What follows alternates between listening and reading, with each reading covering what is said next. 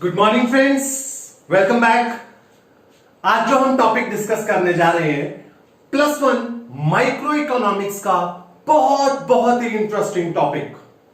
ये टॉपिक है indifference curve. Indifference curve consumer behaviour का एक बहुत ही इंपॉर्टेंट टॉपिक है। कंज्यूमर बिहेवियर में आपके सिलेबस में कई सारे टॉपिक है, जैसे कि theory of demand, elasticity of demand, utility analysis, और एक है हमारे पास इंडिफरेंस कर्व। इससे पहले जो टॉपिक डिस्कस किया गया था यूटिलिटी एनालिसिस, जिसमें मार्शल ने सेटिस्फैक्शन को मेजर करने का एक तरीका, यूनिक तरीका बताया था कि सेटिस्फैक्शन को कार्डिनल नंबर्स में एक्सप्रेस किया जाता है। 1, 2, 3, 4 इस तरीके से डिस्कस किया जाता है सेटिस्फैक्शन को। लेकिन इंडिफरेंस कर्व का कॉन्सेप्ट उस लॉजिक से एकदम अलग है। इंडिफरेंस कर्व का concept professor Hicks and professor Allen ने दिया। प्रोफेसर हिक्स एंड एलन का मानना है कि कोई भी इंसान अपनी सेटिस्फैक्शन को नंबर्स में नहीं एक्सप्रेस कर सकता। कोई भी इंसान अपनी सेटिस्फैक्शन को रैंकिंग में एक्सप्रेस करता है। से फॉर एग्जांपल, अगर मैं आपको कोक और लिम्का देता हूं और मैं बताता हूं कि कोक और लिम्का में से आपको कितनी सेटिस्फैक्शन मिलती है, तो आप ये तो बता सकते हैं, I prefer Coke over Limca. Coke number 1, Limca number 2। But numbers में बताना कि कोक से 50 सेटिस्फैक्शन मिली, लिम्का से 40 मिली, ये लॉजिकल नहीं है। नंबर्स में सेटिस्फैक्शन एक्सप्रेस करके बताई डॉक्टर मार्शल ने अपने कार्डिनल मेजरमेंट यूटिलिटी एनालिसिस में। ये प्रोफेसर हिक्स की जो थ्योरी है इंडिफरेंस कर्व की, ये कॉन्सेप्ट कहता है कि इंसान अपनी सेटिस्फैक्शन को नंबर्स में नहीं एक्सप्रेस करेगा, रादर रैंकिंग में एक्सप्रेस करेगा। आई होप आप इस चैप्टर के लॉजिक से क्लियर हो गए हैं कि हम यहां पे कंज्यूमर की सेटिस्फैक्शन के बारे में बात करने जा रहे हैं, और हम बात करने जा रहे हैं जब कंज्यूमर को कुछ कॉम्बिनेशंस दे दिए जाएंगे, कुछ कमोडिटीज दे दी जाएंगी, तो वो किस तरीके से उनकी रैंकिंग करेगा। अगेन, अब इस चैप्टर को आगे डिस्कस करने से पहले मैं एक और लॉजिक आपके सामने प्रेजेंट करना चाहता हूं, इससे पहले कि मैं चैप्टर की डिटेल में आऊं। ये एक सिनेरियो लिया। कंज्यूमर के पास दो कमोडिटीज ऑफर करी गई हैं, commodity X and commodity Y. Combination A अगर कंज्यूमर को दिया गया, तो कॉम्बिनेशन ए में कंज्यूमर के पास दोनों कमोडिटीज की 10 यूनिट्स हैं, और कंज्यूमर को ऑप्शन दिया गया, अगर आप बी कॉम्बिनेशन लेते हो आपको 10 यूनिट्स प्लस 12 यूनिट्स मिलेंगी। Forget about price, we are not discussing about price over here. So A और बी दो ऑप्शन आप दी गई हैं कंज्यूमर को। ऑब्वियसली ऐसे केस में consumer will go for combination B, because in that combination consumer has higher quantity. 10 plus 12 22 units हो जाती हैं, तो उसको उससे ज्यादा सेटिस्फैक्शन मिलेगी। He will select combination B without any second thought. Scenario 2 में सिचुएशन बदल दी गई। एक्स और वाई की कमोडिटीज कंज्यूमर के सामने दो कॉम्बिनेशन में प्रेजेंट करी गई। कंज्यूमर को बोला गया, अगर कॉम्बिनेशन ए लोगे तो 10 प्लस 10 मिलेगा, कॉम्बिनेशन बी लोगे तो यहां पे 2 यूनिट्स बढ़ा दी गई है और एक्स की 2 यूनिट्स कम कर दी गई। यहां पे कंज्यूमर अब चाहे ए कॉम्बिनेशन ले चाहे बी कॉम्बिनेशन ले, कंज्यूमर का सेटिस्फैक्शन सेम होने वाला है, क्योंकि यहां से जितना लॉस हुआ उतना ही गेन उसको यहां से हो गया, तो ओवरऑल सेटिस्फैक्शन उसका बराबर हो गया। ऐसे केस में ए कॉम्बिनेशन का सेटिस्फैक्शन बी कॉम्बिनेशन के सेटिस्फैक्शन के बराबर है। ए इज इक्वल टू बी, यानी ए और बी में कोई फर्क नहीं है। जब कोई फर्क नहीं है, यही है इंडिफरेंस। चैप्टर कौन सा है? Indifference curve. अब ए और बी में कोई डिफरेंस नहीं है, यानी कि ये चैप्टर क्या बता रहा है कि कंज्यूमर के पास जब अलग अलग कॉम्बिनेशंस आ जाते हैं, हर कॉम्बिनेशन उसे सेम सेटिस्फैक्शन दे रहा है, कॉम्बिनेशंस में कोई डिफरेंस नहीं है, तो वो बन जाता है indifference. So logic, I believe जो टर्म है इंडिफरेंस कर्व की जो कॉन्सेप्ट की टर्म है, वो टर्म किस लॉजिक के ऊपर इशारा कर रही है? वो इस लॉजिक के ऊपर इशारा कर रही है कि कंज्यूमर को जब डिफरेंट कॉम्बिनेशंस दिए जा रहे हैं, उन सभी कॉम्बिनेशन से सेम सेटिस्फैक्शन मिल रही है, इसीलिए उसमें कोई डिफरेंस नहीं है। अब आगे बढ़ते हैं। टॉपिक हमारा सबसे पहला इस चैप्टर का इंडिफरेंस शेड्यूल। आपने बड़े ध्यान से सुनना है, बड़े ध्यान से समझना है। पूरा चैप्टर इस लॉजिक के ऊपर बेस्ड होने वाला है, पूरा चैप्टर इस टेबल के ऊपर बेस्ड होने वाला है। अगेन, इस टेबल को डिस्कस करने से पहले, इस लॉजिक को डिस्कस करने से पहले एक बार जरा लॉ ऑफ डीएमयू देख लेते हैं जो पिछले चैप्टर में था। यूटिलिटी एनालिसिस को अगर ध्यान में रखा जाए तो जैसे जैसे एक कमोडिटी को कंज्यूम करते हैं, एडिशनल यूनिट से सेटिस्फैक्शन फॉल होती है, ये आप मानते हैं। दूसरी बात, हर इंसान जो है प्राइस पे करता है सेटिस्फैक्शन के हिसाब से। ज्यादा सेटिस्फैक्शन मिलेगी तो ज्यादा प्राइस, कम सेटिस्फैक्शन मिलेगी तो कम प्राइस। मानते हैं इस बात को? सो इस लॉजिक को माइंड में रखेंगे और अब ये हम यहां पे डिस्कशन को स्टार्ट करते हैं। टेबल शो क्या कर रहा है? टेबल शो कर रहा है A B C D, 4 different combination हैं और हर कॉम्बिनेशन में 2 कमोडिटी हैं, एप्पल एंड ऑरेंज। अगर कंज्यूमर फर्स्ट कॉम्बिनेशन लेगा तो उसे 1 एप्पल 10 ऑरेंजेस मिलेंगे। बी एप्पल में 2 + 7, सी में 3 + 5, डी में 4 + 4। तो ये ऑब्जर्वेशन क्या शो कर रहा है कि जैसे जैसे एप्पल की कंजम्पशन बढ़ा रहे हैं, वैसे वैसे ऑरेंज की कंजम्पशन को रिड्यूस कर रहे हैं। कारण, क्योंकि हमें हर कॉम्बिनेशन से अपनी सेटिस्फैक्शन को सेम रखना है। हर कॉम्बिनेशन, इंडिफरेंस का मतलब तो वही है, कोई डिफरेंस नहीं है। हर कॉम्बिनेशन से सेम सेटिस्फैक्शन रखने के लिए अगर एप्पल की कंजम्पशन बढ़ रही है तो ऑरेंजेस की कंजम्पशन रिड्यूस हो रही है। Now you may have a very valid question in your mind कि सेटिस्फैक्शन जो यहां से जो वो सैक्रिफाइस कर रहा है, ऐसा क्यों किया कंज्यूमर ने कि पहले 1 एप्पल लेने के लिए 3 का सैक्रिफाइस किया, फिर एक सेम एप्पल लेने के लिए 2 का सैक्रिफाइस, फिर सेम एप्पल लेने के लिए 1 का सैक्रिफाइस। आई बिलीव ये डाउट माइंड में जरूर होगा और वैलिड भी है डाउट। क्यों ऐसा कर रहा है? लॉ ऑफ डीएमयू की वजह से। पहला एप्पल उसे ज्यादा सेटिस्फैक्शन दे रहा था, तो इसलिए उसने सैक्रिफाइस भी ज्यादा का किया, 3 का किया। मान लिया, हमने एज्यूम किया 3 का, कि उस जितनी 3 ऑरेंजेस से सेटिस्फैक्शन मिल रही है उतनी ही 1 एप्पल से सेटिस्फैक्शन मिल रही होगी, इसलिए gain of satisfaction is equal to loss of satisfaction in order to ensure same level of satisfaction. फिर एक और एप्पल कंज्यूम किया, लॉ ऑफ डीएमयू के मुताबिक अगले एप्पल से सेटिस्फैक्शन कम होनी चाहिए, तो इसलिए अब की बार सैक्रिफाइस भी कम हो गया। पहले 3 का था, अब 2 का। फिर लॉ ऑफ डीएमयू के मुताबिक एक और कमोडिटी कंज्यूम करेंगे तो सेटिस्फैक्शन और गिरेगा, इसलिए यहां पे लॉस भी कम ही कर दिया, क्योंकि एक और एप्पल कम सेटिस्फैक्शन दे रहा था, तो इसलिए सैक्रिफाइस भी कम कर दिया। ये जो सैक्रिफाइस का सिलसिला है, इसको हमने एमआरएस का नाम दिया, marginal rate of substitution. Marginal rate of substitution sacrifice है जो कंज्यूमर कर रहा है ऑरेंजेस की टर्म में in order to get additional unit of apple, और ये सैक्रिफाइस कंज्यूमर का फॉल होगा, क्योंकि law of DMU real life में ऑपरेट करता है। एडिशनल यूनिट कम सेटिस्फैक्शन देती है, क्योंकि सेटिस्फैक्शन कम मिलता है तो उसका सैक्रिफाइस भी कम हो जाता है। याद है अभी मैंने बोला था सेटिस्फैक्शन कम मिलेगी तो पैसा कम देंगे, तो यहां पे पैसा तो नहीं है देने के लिए, ऑरेंजेस है, तो इसलिए वो ऑरेंजेस कम दे रहा है। समझे आप मेरी बात को? तो ये शेड्यूल, ये जो टेबल की डेफिनेशन लिखी है, ये लिखा है, अगर आपको 1 नंबर की डेफिनेशन आती है, what is indifference schedule? Indifferent schedule is the table or the schedule which shows different combinations of 2 commodities giving equal level of satisfaction to the consumer.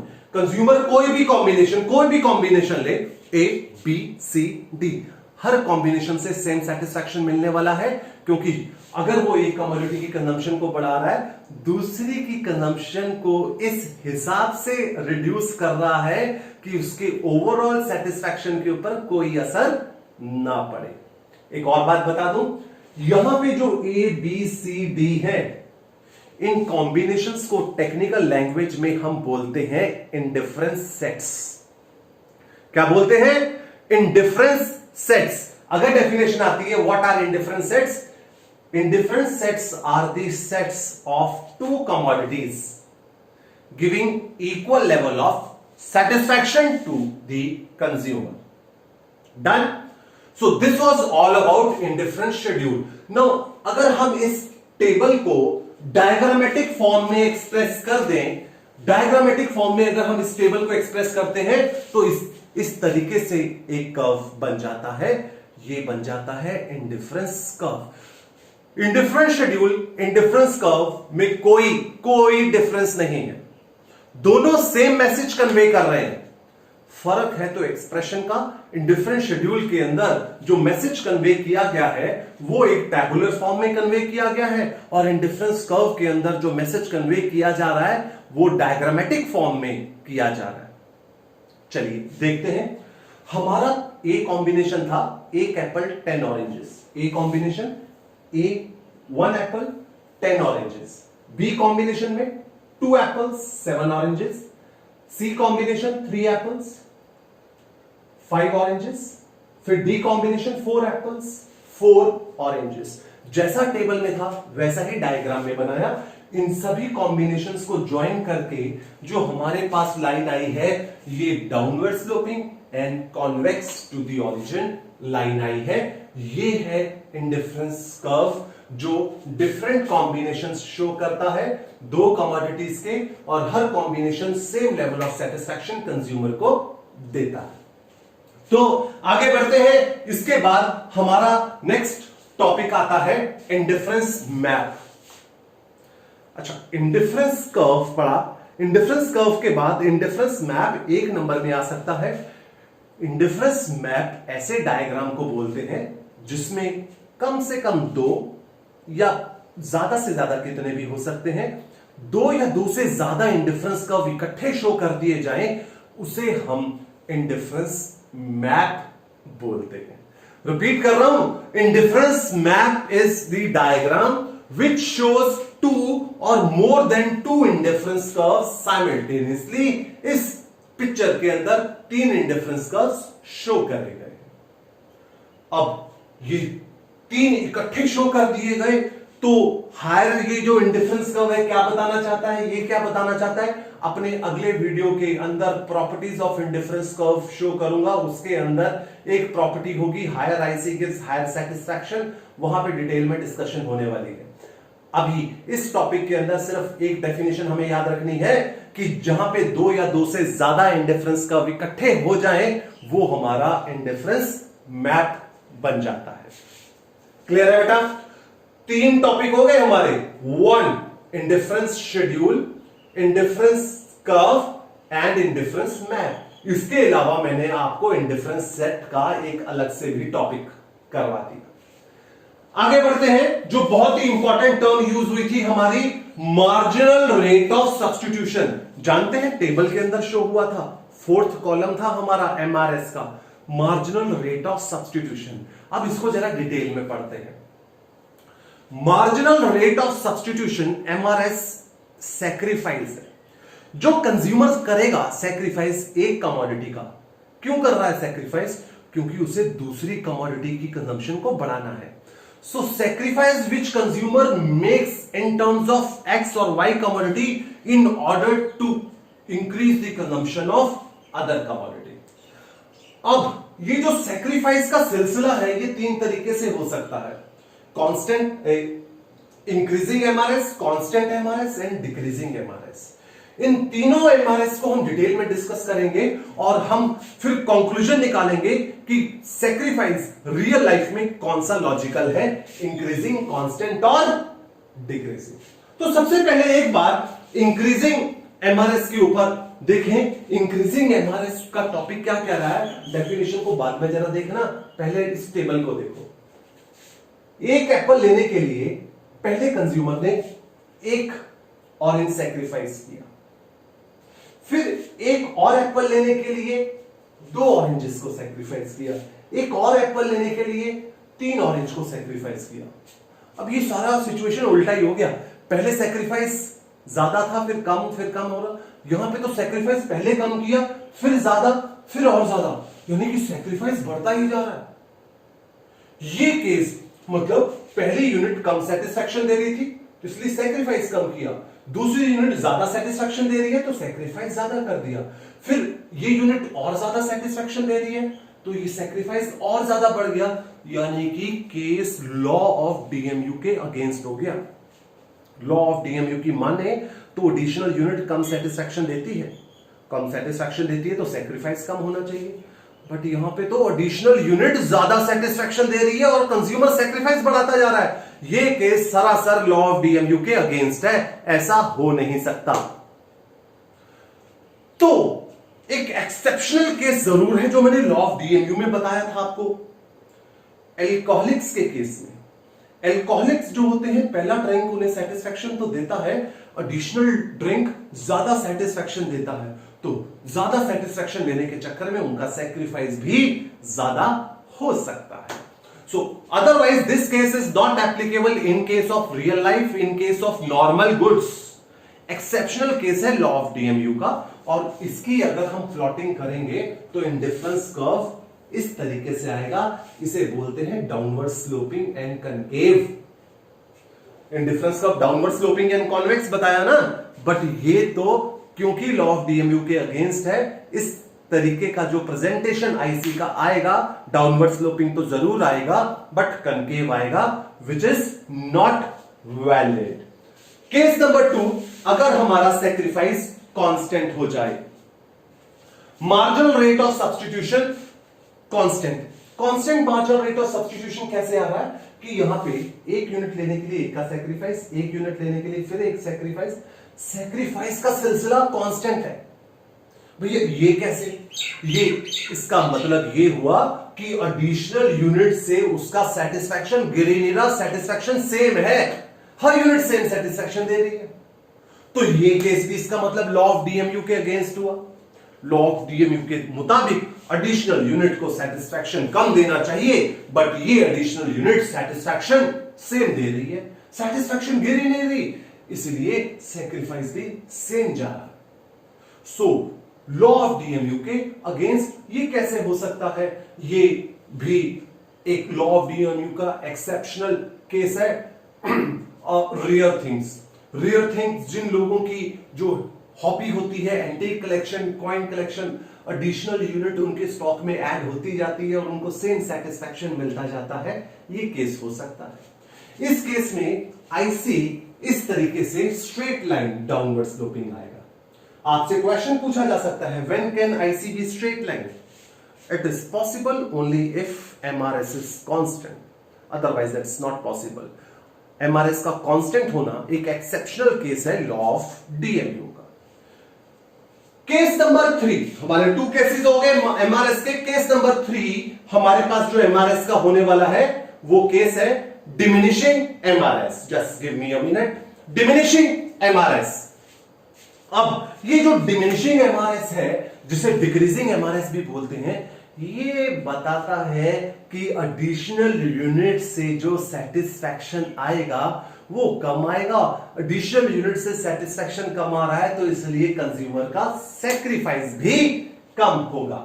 ये आप देखें, पहली यूनिट ली तो सैक्रिफाइस 3 यूनिट्स का किया, फिर एक और यूनिट ली, आपके पास सैक्रिफाइस 2 यूनिट्स का, क्योंकि एडिशनल यूनिट ने सेटिस्फेक्शन कम दिया तो सैक्रिफाइस भी कम। अगर हमने सेम लेवल ऑफ सेटिस्फेक्शन रखना है तो एडिशनल यूनिट कंज्यूम की, सेटिस्फेक्शन और कम मिला तो इसलिए सैक्रिफाइस भी कम हो गया। This is diminishing MRS where satisfaction from additional unit goes on decreasing, because of which consumer keeps decreasing the sacrifice accordingly.